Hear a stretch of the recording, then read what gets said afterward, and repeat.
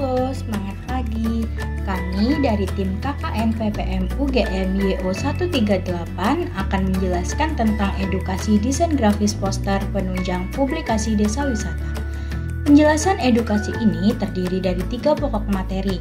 Yang pertama yaitu pengenalan konsep dasar desain grafis, lalu pengenalan aplikasi Canva untuk desain grafis, dan yang terakhir adalah tutorial menggunakan Canva untuk desain grafis poster. Apakah Anda tahu apakah desain grafis itu? Kalau belum tahu, mari kita belajar. Pokok materi yang pertama, kita akan belajar tentang definisi desain grafis, elemen visual desain grafis, prinsip tata letak desain grafis, resolusi dan format gambar, software desain grafis, contoh desain grafis, dan manfaat desain grafis. Desain grafis merupakan suatu bentuk komunikasi menggunakan elemen visual seperti tulisan, bentuk, dan gambar yang dimaksudkan untuk menyampaikan informasi secara efektif serta memperjelas informasi tersebut. Dalam desain grafis terdapat 2 kata kunci utama yaitu visualisasi dan proses komunikasi. Jadi apabila suatu produk yang mengandung 2 kata kunci tersebut dapat dikatakan sebagai produk desain grafis. Lalu, apa saja sih elemen dari visual desain grafis itu? Jadi, elemen visual desain grafis ada 7. Yang pertama adalah garis, yang kedua adalah bentuk, yang ketiga adalah form, yang keempat adalah warna, yang kelima adalah value, yang keenam adalah tekstur, dan yang terakhir adalah space. Kemudian kita masuk ke elemen visual desain grafis yang pertama yaitu adalah garis. Garis itu mempunyai peran yaitu untuk mengatur, mengarahkan pesan, memisahkan kesatuan elemen dan menciptakan emosi hingga membentuk irama. Bentuk garis itu ada bermacam-macam seperti halnya yang ada di layar. Berikutnya adalah penjelasan karakteristik dari berbagai macam bentuk garis. Yang pertama adalah garis lurus yang memiliki karakter stabil atau statis, tenang, kekuatan, dan juga kemegahan. Kemudian ada juga yang namanya garis horizontal, itu memiliki karakteristik tenang dan wawasannya luas. Kemudian ada garis putus-putus, mempunyai karakteristik gerak dan gelisah. Kemudian ada juga garis diagonal, memiliki karakteristik gerak, ringan, dinamis, tegang, dan ragu.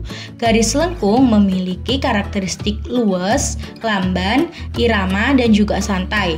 Kemudian garis zigzag memiliki karakteristik gairah, semangat, dinamika, dan gerak cepat. Terakhir adalah garis spiral memiliki karakteristik kelahiran atau gelombang kekuatan. Elemen visual yang kedua adalah bentuk. Bentuk tentu memiliki volume.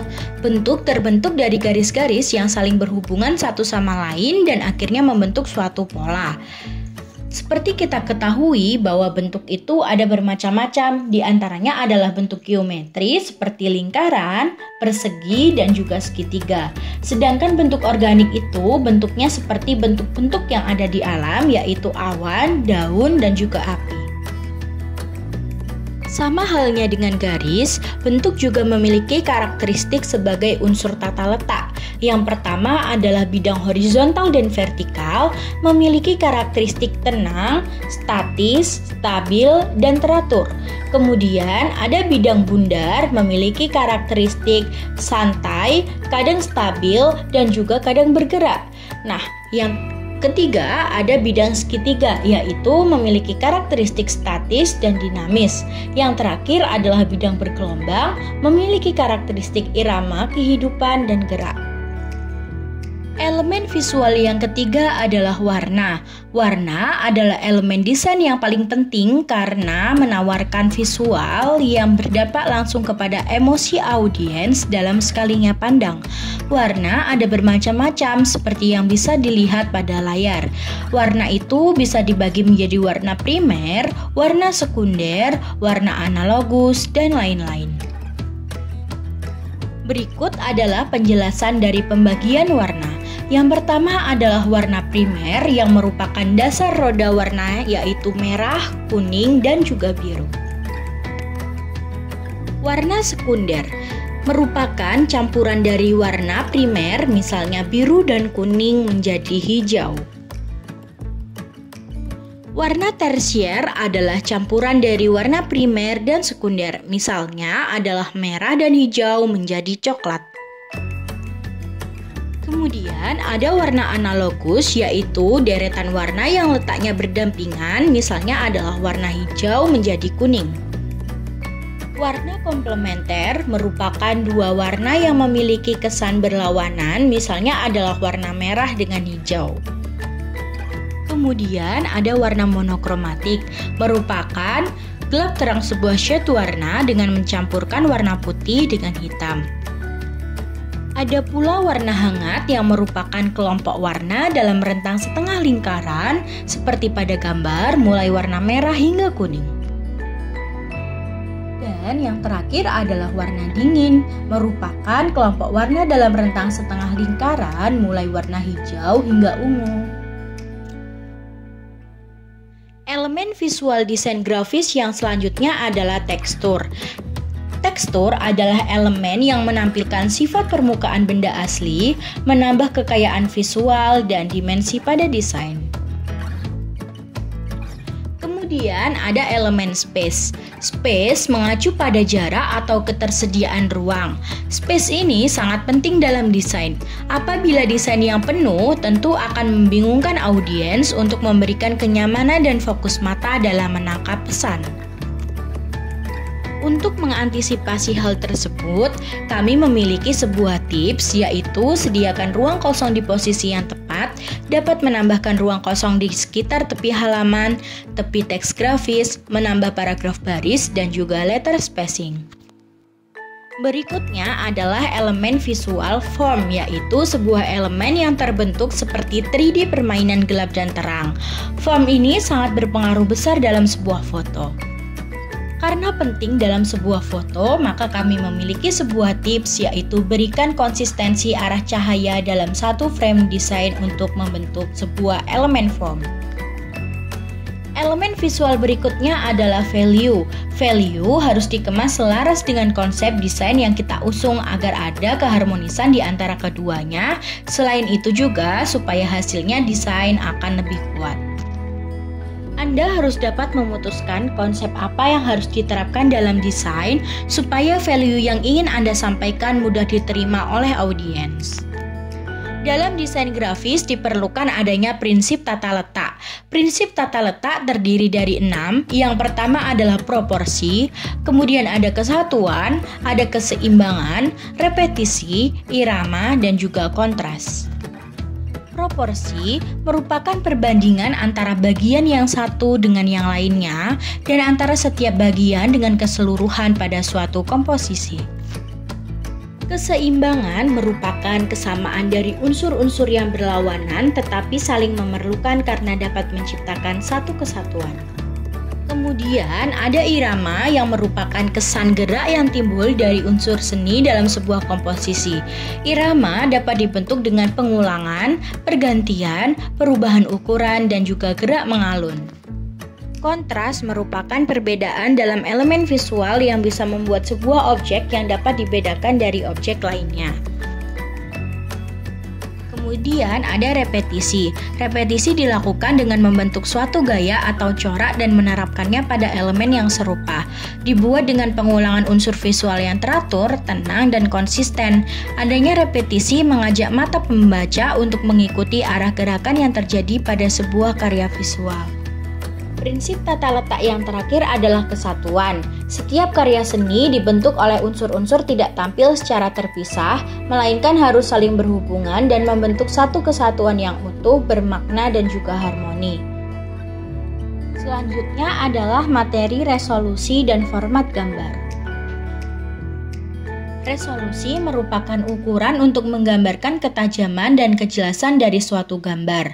Format file yang digunakan untuk menyimpan gambar merupakan salah satu faktor yang harus diperhatikan. Selain untuk efisiensi, juga berkaitan dengan kemungkinan aplikasi akan dijalankan pada platform komputer lainnya. Secara rata-rata, layar monitor komputer pada saat ini hanya memiliki kemampuan untuk menampilkan gambar dengan resolusi kerapatan piksel 72-75 dpi. Meskipun banyak pula yang telah mampu menampilkan resolusi kerapatan piksel sampai 96 dpi. Nah, dpi itu apa? Dpi adalah dot per inch yang merupakan satuan pengukuran standar dunia yang digunakan untuk mengukur resolusi kerapatan piksel dari sebuah gambar. Format gambar ada dua. Yang pertama adalah raster image dan yang kedua adalah vector image. Raster image merupakan format yang bergantung pada banyaknya piksel atau resolusi. Misalnya adalah TIFF, JPEG, GIF, PNG, pitch, dan PMP. Sedangkan vector image merupakan format yang tidak bergantung pada piksel atau resolusi. Misalnya adalah EPS. Contoh dari desain grafis adalah desain kemasan produk, majalah, logo, brosur, banner, dan poster. Desain kemasan produk. Fungsi utama diterapkannya grafis dalam suatu kemasan produk adalah untuk mempercantik tampilan kemasan. Dalam hal ini, terkait dengan visualisasi. Namun, tidak hanya satu fungsi tersebut, melainkan untuk membantu pembeli mengenali informasi produk, misalnya dilihat dari deskripsi produk, merek, petunjuk penggunaan, komposisi, dan kandungan gizi. Dalam hal ini terkait dengan proses komunikasi. Oleh karena itu, dapat dikatakan bahwa desain kemasan merupakan contoh desain grafis. Majalah. Majalah berperan untuk komunikasi karena majalah merupakan suatu sumber untuk menyampaikan suatu berita atau informasi lainnya dari narasumber ke pembaca. Selain itu, majalah juga terdapat elemen visual karena dalam majalah tidak hanya ada tulisan saja, melainkan ada juga gambar dan layout desain produk untuk mempercantik kemasan. Logo. Logo digunakan untuk menyampaikan gambaran singkat dari yang diwakilinya agar mudah dipahami dan diingat oleh audiens atau masyarakat umum. Selanjutnya ada brosur. Brosur merupakan alat untuk mempromosikan barang atau jasa yang terbuat dari sebuah kertas yang di dalamnya memiliki sejumlah informasi tentang jasa ataupun produk tersebut. Ada 3 jenis brosur. Yang pertama, tanpa lipatan atau flyer, ukurannya A5 dan A4. Yang kedua, ada brosur 2 lipatan atau bifold, ukurannya A4. Kertas ini dilipat 2, jadi ada halaman depan dan belakang. Serta yang ketiga ada trifold, ukurannya A4, dan kertas ini dilipat 3, jadi ada 6 halaman, depan dan belakang. Pamflet, suatu selebaran berbahan kertas yang bertujuan memberikan informasi yang tepat kepada para pembacanya, singkat dan padat dibandingkan dengan brosur. Pamflet umumnya memiliki satu topik dengan informasi langsung yang bertujuan untuk membuat pembaca memahami topik dengan mudah. Lalu ada banner. Banner adalah suatu media promosi yang dicetak dengan print digital yang biasanya dilengkapi simbol, logo, slogan, atau pesan lainnya. Banner sendiri lebih banyak digunakan untuk kebutuhan indoor seperti pada sebuah event, di dalam mall, di perkantoran, dan lain sebagainya. Terakhir ada poster. Poster merupakan salah satu media publikasi yang terdiri dari tulisan, gambar, ataupun kombinasi antara keduanya. Tujuannya untuk menyampaikan informasi. Poster biasanya ditempel di tempat-tempat umum yang dinilai strategis. Salah satu desain grafis yang sangat penting untuk membantu publikasi wisata adalah poster. Menurut definisi, biasanya poster memang dicetak. Namun, seiring berjalannya waktu, desain grafis seperti poster tidak lagi perlu dicetak, melainkan bisa langsung dikirim lewat media sosial seperti Instagram, Twitter, website, dan WhatsApp. Dengan hal tersebut, dapat mengirit pengeluaran dan menghemat kertas. Untuk membuat desain grafis, tentunya kita bisa menggunakan berbagai aplikasi desain grafis. Terdapat beberapa software desain grafis, di antaranya adalah Adobe Photoshop, Adobe Illustrator, CorelDRAW, dan Canva. Selain itu, dengan poster, kita dapat memperkenalkan dan memberikan informasi kepada masyarakat tentang suatu potensi, seperti halnya kesenian di desa teman-teman. Dengan desain grafis, poster juga dapat digunakan sebagai media persuasif atau iklan yang pada akhirnya menarik perhatian pengunjung. Seperti halnya bisa menarik perhatian pengunjung saat diadakan pagelaran kesenian di desa teman-teman.